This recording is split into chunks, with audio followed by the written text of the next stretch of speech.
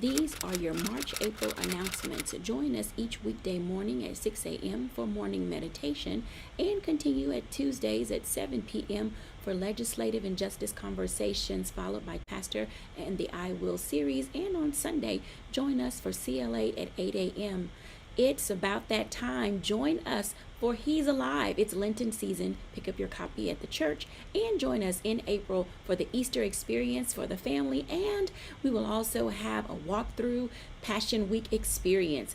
Thank you for everyone who has completed connection groups. They had a wonderful time, and there is still time for you to join us for our march for the gift of serving, the gift of shepherding, and the gift of teaching. Continue to follow the pastor on his Facebook page, Instagram, and Twitter, as well as the church. Stay connected with us on Facebook, Instagram, Twitter, and YouTube. These have been your March-April announcements. Grace and peace from God our Father. We greet you in the name of our Lord and Savior Jesus Christ. I'm excited to be able to enter into your homes again and to share with you some wonderful information, not only about First Baptist Church of Vienna, but to share with you some exciting things that are taking place in the life of Fairfax County. Many of you know that several weeks ago, we had our Justice and Legislative Sunday, and today is yet an extension of that particular Sunday. Today, I want to welcome a very special guest for our Justice and Legislative conversation, one who is no stranger to this particular congregation, one who is no stranger to the County of Fairfax. I am delighted to introduce our very own Fairfax County Commonwealth Attorney in the person of Steve Descano. Steve, thank you so much for being with me today. Thank you so much for consenting to have this conversation. It's always a delight to be in your presence, and I want to welcome you again to First Baptist Church. Well, thank you, Pastor Walton. As you know, it's always my pleasure to be here and visit with you. I love being at First Baptist whenever I get the chance to. Well, we absolutely love having you, and one of the reasons why we love having you as a part of the First Baptist family is because we know that you're on the front line. You are engaged in a lot of issues of justice by virtue of your responsibilities as the Commonwealth Attorney here in Fairfax County. You have been serving now for 2 years? That's right, yeah. Two years, and so you're a pro at it now. But you've been working hard. You have been engaged in making some significant changes, not only to the office, but you have been engaged in raising some high-profile issues and really just helping to make all of the residents in Fairfax County feel safe and to have a feeling that they have a person who is thinking about them as they're executing their day-to-day responsibilities. So I want to really just jump right in. There are several people who may not even know in particular what the CA is responsible for. So can you just talk a little bit about what the Commonwealth Attorney responsibilities are? Absolutely, I'd love to. I get that question all the time because the Commonwealth's Attorney is not a term that people typically hear. But it is the person who is responsible for the prosecution of crime in the county. I always tell people if they've seen Law and Order and they think about their district attorney, it is essentially the same job. That is one of my favorite shows, by the way. Well, you have good taste in TV. Okay. It's one of my favorite shows and has been for a long time. But as it's easy to say that the role is to prosecute crime, but it's really bigger than that. I always tell my staff that our job is to bring the values of the community into the courthouse. So that what we're doing as we're administering justice is recognizing that we don't need to trade safety for justice or justice for safety. We have both. As a matter of fact, I think you can't have true safety unless you have justice first. So as we do the work of keeping our community safe, we know that part of that mission is making sure that our community knows that we are doing it in a just way so they have confidence in the system, and we're building a system that is one of equality, of equity, and justice that's going to lead us to safety. So you are the top law enforcement officer. You are the top prosecutor. That's right. I'm for top Fairfax County. You are the top prosecutor. Pastor Walton, you said it more succinctly than I ever could, and I thank you for that. Right. Listen, several weeks ago, you were actually the only elected official that was physically with us for our Justice and Legislative Sunday. Justice and Legislative Sunday was specifically designed to support Colin Kaepernick, but it also specifically designed to introduce our elected officials and their staffs members to our membership and to the broader community, so that members would have an opportunity to have one-on-one conversation. Now, the truth of the matter is, Black and brown people, African Americans, Latinx, it's not very often that you find, warm, welcoming relationships with the prosecutor's office. Right. For whatever reason, we tend to shy away. But one of the things that I have really enjoyed about the relationship that I share with you is that you've been very intentional about helping the community to understand this whole notion of safety and justice. So can you talk about specifically some of the changes that you've made to your office, in particular as it relates to equity and justice? Yeah, and you're absolutely right. There is an intentionality that needed to be brought to this role because, quite frankly, it's, our justice system, there are a lot of inequities, whether it be inequities around race, inequities around socioeconomic, inequities around just where somebody lives. And as what I believe my charge is as a reformer is to make those changes to the system so that they better represent all of our community, work for all of our community while keeping it safe. And a lot of that is not only policy changes, but as you mentioned, changes around equity. So one of the big things that I did when I took over office 2 years ago is I wanted to build a staff that was more reflective of our community. For example, we didn't have anybody who spoke Spanish in our office. Wow. I believe we had one African American attorney in the office. What we have now is we've built an office that is more representative of our community. Okay. We have individuals who speak Korean, who speak Vietnamese, who speak Farsi, who speak Spanish. We're building intentional pipelines to bring in attorneys who are not just white males into this profession, so that we can have those viewpoints around the table. As far as policy stuff goes, we're proactively looking for where bias and where disparate impact flows into the system and building policies around them. Things such as ending cash bail, which just punishes poor people for being poor, is an intentional change that we made because we're trying to bring that equity into the system to make sure we're serving everyone. Right. Now, it's interesting. You used the term reformer. You self-described as a reformer. And one of the issues that really brought us together initially was this notion of bail reform. And there are many people in the community that have no idea or understand why this was such a huge issue. Can you talk about what bail reform and this no cash bail, because some would say, oh, you're just allowing criminals, to run wild on the street. But that's not the case at all. Can you talk a little bit about what this did and what it meant for equity? I would love to, because it is an issue that you and I both care about, and it's an issue that's really important to the community writ large. What you have to understand is that bail is if someone is arrested, a judge makes a determination of whether or not they can go home or whether they have to wait in jail as they await trial. Now, when you have cash bail, when you make it so a judge says you have to pay this amount of money to get out of jail, all that does is create a two-tier system of justice, one for the rich and one for everybody else. Right. And as we know that, we are innocent until proven guilty. Exactly. Right. And when you have that two-tiered system of justice, it also it reflects itself in disparate impacts around race as well. But what we do, instead of trying to put a dollar amount on whether somebody can go home or not, all we do is look at dangerousness. Does someone represent a danger to the community? If they do, no amount of money, no matter how rich they are, they should stay in jail as they await. Right. If they are not a danger, we should want them out because it actually is better for the community. We want people living at home, working their jobs, raising their families, being parts of their community as long as possible. Because what we know is that holding someone just because they can't afford bail actually creates more crime down the road.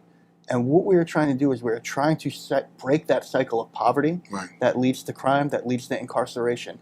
And because bail is the first step in the justice system. If we can break it right there and add some equity, what we're doing is that has an effect all throughout the system. Wow, that's powerful. So let's talk a little bit about juvenile justice. Yeah. I have been having conversations all month long. I've spoken to some supervisors, in particular, Supervisor Lusk, who made reference to a task force that he's been working with, looking at numbers, specifically as it relates to use of force with police. And what we've discovered, without question, the report has indicated that there are more interactions with African Americans, Latinx individuals in this county than any other communities. Right. So, there are geographical touches, and there are obviously, identifiable touches by race. There are lots of parents who are concerned that, if their young people are entered into the system, that they are perhaps, tracked or identified as a criminal for life. You've been doing some work as it relates to juvenile justice reform. Can you talk about that? I'd love to talk about it because it is incredibly important to what we're doing. And, I think that you and I can agree, and I imagine the people watching this can agree that really young people are our future, and we need to invest in them for the better of our community and of our future. And the way that we invest in our young people is, first of all, we do everything that we can to keep them away from the system. Because we know that even through age 25, young individuals' brains are still developing. And that means that they are very susceptible to making bad decisions, but very susceptible to rehabilitative efforts. Right. So if what we do is we divert them from the system, or if they need to be entered in the system, keep them in the juvenile side, that means they can get services which are going to, in most cases, help them get at the root causes of what their issues are, and allow them to get on the right track and be the members of our community that we want. Conversely, if we don't take that approach, if we don't invest in them, those parents' fears are going to be realized. We're going to treat kids as adults. And as soon as you do that, you're essentially making a decision that that life is disposable. Wow. Because you're almost guaranteeing that you're going to set that young person on a path to more poverty, more crime, more incarceration for the rest of their life. And we're trying to do the opposite and invest in our young people because it's a long-term benefit to them and to our community. Wow. And have you already, in the short time of serving in this capacity, have you seen how, some of these policies have already begun to make a difference in the lives of people? Oh, absolutely. Particularly around the youth policies that we had. Before we created our policy, what we would have is allow prosecutors to essentially bully and threaten young people into being treated as an adult to get plea agreements. We don't do that anymore. What we do is I have taken away the power of my prosecutors to unilaterally treat children as adults. And what we do is we rarely do it, but if we think it might be appropriate, what we do is we involve pretrial services, we do a whole workup of this individual, and we still don't make the decision. We allow a judge to do it. So what we're seeing is very, very, very few, I can count on the number of one hand, young people that have got treated as adults.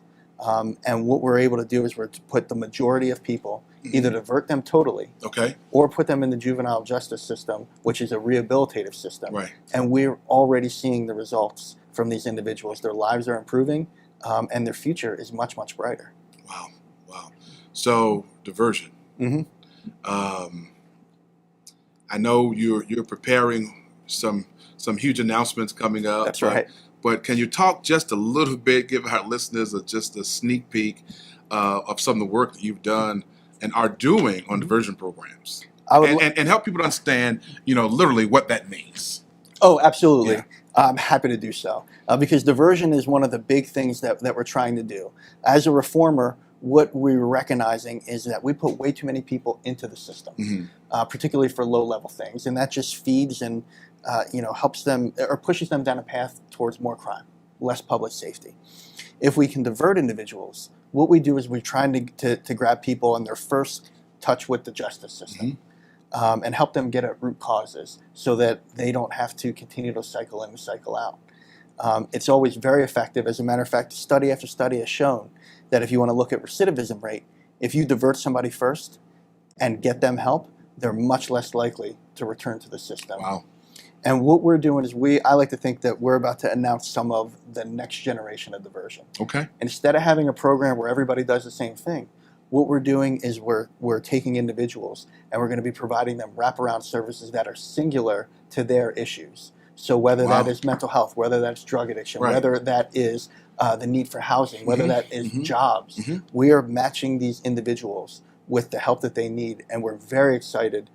We think that as we go forward in the next year or two, we're going to see big results from these types of programs. So when you talk about wraparound services, you're partnering with whether county agencies, nonprofits, and working specifically with individuals with their areas of need to help move them along. That's exactly right. Instead of just doing, what the justice system typically does, which is just move people along and everybody gets treated the same way, and all we're looking at is really punishment, we're trying to completely get away from that model for a lot of cases that we see.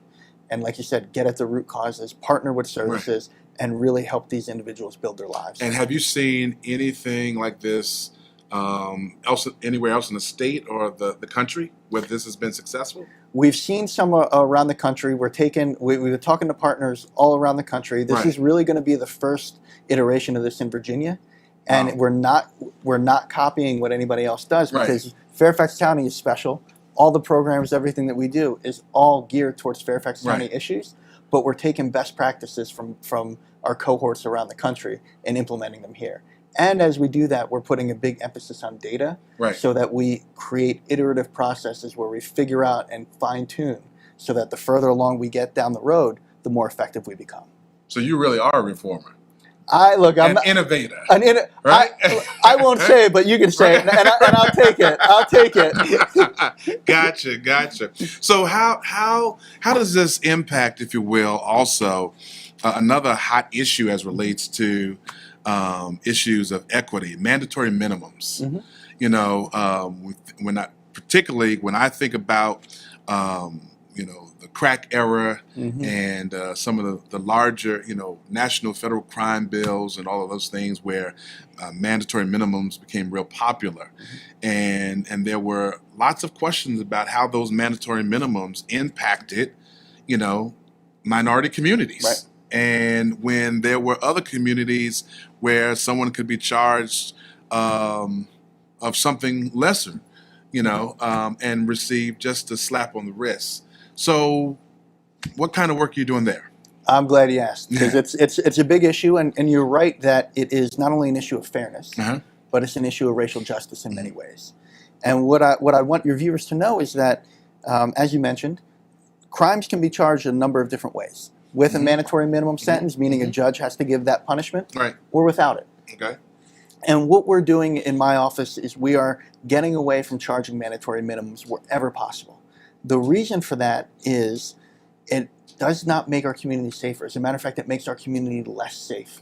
By the longer we put people in jail for a lot of offenses or in prison, the worse they come out, because they're always coming back out to our community. And I have the number of times, Pastor Walton, that I've heard a judge look at a defendant and say, I wish I didn't have to do this. I wish I didn't have to give you this penalty. I wish that I could put you through a rehabilitative program. Or I wish I could do something else, but the legislature with this charge is making me do this. I've seen enough of it. And I know that it has a bad impact on our communities. So that's why we're getting away from it. Not only getting away from it in our office, but I have been down in Richmond the last 2 years pushing for a change to our laws, because we need this on the books. Because right now there are some things we can't get away from, but we really need the laws on the books to reflect the values in our hearts. And I think up here in Fairfax County, we know that the values in our hearts is not about jamming people up for as long as possible. It's actually helping this individual and doing what's right for the community, and mandatory minimums just undercut that. Wow. So that's important work. What message would you send to those who would say that you are soft on crime because you want to ease some of these mandatory minimums? Well, I would say that they are mistaken. And as a matter of fact, that argument that this is soft on crime has really been used to demonize reformers and, quite frankly, demonize entire communities. Wow. Because what we're seeing even now from our governor and our attorney general is this argument that Fairfax County, Northern Virginia, they're crime havens. They're overrun with crime. Not all areas, certain areas. Right. And what that really is a dog whistle argument to say black and brown communities are dangerous, and we need these penalties to keep them in line. First of all, that's based on a lie. Crime in Fairfax County is down almost 10% year over last. Say that one more time. I'll say it as many times as you want. Last year, crime in Fairfax County was down 9.6%, which means that we had more than 3,100 fewer victims than we had the year before. And what do you attribute that to? I can attribute that to a lot of different things. I'm not going to sit here and take credit because crime is multifaceted. Right. But I think what we can attribute that to is we have a justice system that people are feeling confident in. Okay. We live in a community that is making investments in people. You know, I always like to say, you know, people don't join gangs and commit crimes because a gang has a great 401k program. It's because they're desperate. But when you're able to provide them with a community where they believe in the justice system, where they think they can get a fair shake, where they can get money, they can get housing, they can get social services, they're not going to commit crime. But what does commit crime, or what does cause crime, in a lot of ways, are these long prison sentences that are unnecessary. Okay. And Pastor Walton, what I want everybody to understand is the goal of the justice system is to keep our community safe. But when we do certain things like mandatory minimums, or when we don't try to help people, we don't try to get at root causes, we're creating more crime down the road because we're putting these people in prison, capping them from opportunities. They can't get an education, they can't get a house, they can't get a job. Right. All they're going to do is commit more crime. We're trying to short circuit that. Wow. So that you're working very intentionally. Absolutely. I made a promise to the people of Fairfax County. I said I was going to build a justice system that they can be proud of, one that accords with their values and keeps us safe. You know, anybody that would say that you have to choose one or the other, they're trying to sell you something. You don't have to choose one or the other. You need one, justice, to get to the other, which is safety. And we're proving in Fairfax County that you can have both and that the people want both. And quite frankly, those Willie Horton dog whistle type politics, they're not playing up here in Fairfax County because the people up here are too smart for that now. Okay. You again, reformer, you mentioned Richmond. You've become quite a popular guy as of late. Well, it depends on how you define popular. Right. Well, so tell me, for those who don't know, this is not an appointed position. Right. This is an elected position. So where did your passion for this work begin, and how did you get involved? Well, my passion for it began probably when I was a young person. I grew up, even though my parents had gone to college, I had never met an attorney before. But one of my teachers said, "Hey, you took this test. Maybe you should think about being an attorney." Wow. And I asked my dad. I didn't know anything, and he said, "Look, a lot of the system in the world is set up to take advantage of people like us. But the one place where you can get a fair shot, it doesn't matter the color of your skin, how much money you have, is the justice system." So I really believe that. And I became a federal prosecutor with that in mind. And very, very shortly, I discovered my dad was wrong. In the justice system, it did matter how much money you have. It did matter the color of your skin. All the things that we thought didn't matter. Justice, in fact, wasn't really blind. So that I got on fire for that. And then I saw that there were these problems even in our own backyard in Fairfax County. And it got to the point where I said, somebody needs to fix this. If nobody else is going to step up and do it, it might as well be me. And I threw my hat in the ring and I took out a 12-year incumbent. And we are dramatically changing, for the better, how we do justice in Fairfax County. Wow. So what is your relationship, or the relationship of the CA's office to the Board of Supervisors, to the police department of Fairfax? You know, what's your relationship? Well, on the official side, the Commonwealth's Attorney's Office and my position as Commonwealth's Attorney is completely independent of the Board of Supervisors. I'm a constitutional officer, but because I believe that my role needs to be community focused. and it needs to be a part of the community in a way that my predecessor didn't. Right. I built really strong relationships with our Board of Supervisors because I want to tap into county services and build partnerships and programs. So my relationship with the board is very, very good. We're building things together. My job, my role with the police is a little different. Okay. There are partners in law enforcement, so we work with them every day in our cases. Right. But it's my job as Commonwealth's attorney to be the independent check on police. Okay. To be the one who holds them accountable. That's why there have been instances where we have found officers who've done something that I think merited charges. I've charged them. I've prosecuted them. There have been cases where, I know we've talked about it before, where I found an officer who was accused of racially motivated police work. And we looked into it. We saw that there was legitimacy there. We helped get innocent people out of prison. So while I think we have a great relationship with the police, and I respect the work that our police do You have every single day, independence there too.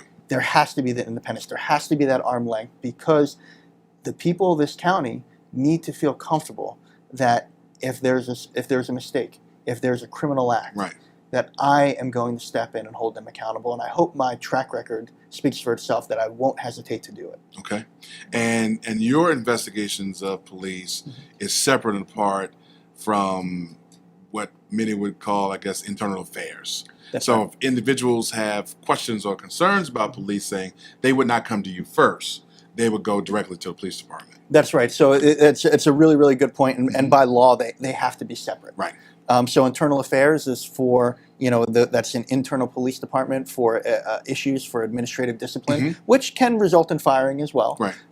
But I'm focused on criminal acts. Criminal acts. Okay. So that's when I'm looking at a police officer Right. or an action, I'm looking to see if there's a crime there. And if there's a crime there, it's my job to prosecute. And if there isn't a crime there, it's my job to come and talk to the community and explain why there wasn't a crime there. So you're very engaged in the community. Are there particular programs that your office offers for the community that the community should be aware of? And if so, how would somebody engage with the Commonwealth Attorney? We are very community focused. We love to engage with the community. As a matter of fact, I created what's called our Justice Advisory Council, which is a group of individuals from the community who are representatives of their community. They talk to me in my office on a regular basis. It's one way for us to understand what the specific needs are so we can meet them. But it's also our opportunity to talk to the community and tell them, this is what we're doing, we'd like to get input on it. So if anybody's interested in that, I would suggest that they reach out to my office. They can Google search the Commonwealth Attorney's Office. Our name, our phone number, our email is on there. Reach out. I have my wonderful Deputy for Community Justice, Pia Miller. Reach out back to them. But we're always out in the community. If you want somebody from our office to come talk to you, if you have a group that you want to hear from, or you want to come in and talk to us, please reach out, because I've always said the first time you meet one of my prosecutors shouldn't be in the courtroom. So you are really changing the stigma of what it means to be in partnership and experience community with the top cop, top law enforcement officer. We're trying, because it's so important, because, Pastor Walton, if the people don't trust the system, then the system can't exist and doesn't exist legitimately. Wow. What message would you share with the community as you're departing today? You just indicated that trust is an important factor. And in this particular work, it certainly is a very key factor. Right. So, what message would you want to leave with parents, with individuals who are watching today, who have had bad experiences, whether with law enforcement and or a prosecutor? What message would you provide them today? What I would leave them with, and I'll talk right to the camera because I'll talk right to them. I recognize that for years, for decades, the justice system has failed large segments of our population. Large portions of our community were treated as less than by our justice system. We are making strides today. I know in our Commonwealth Attorney's Office, we are intentionally trying to make strides. And I think that we are walking down that path. But I can't sit here and tell you that it's perfect. I can't sit here and tell you that it's done yet. As a matter of fact, I think it will be the work of certainly my lifetime to build that system. But I want you to feel comfortable that we are working intentionally to build a system that is just forward.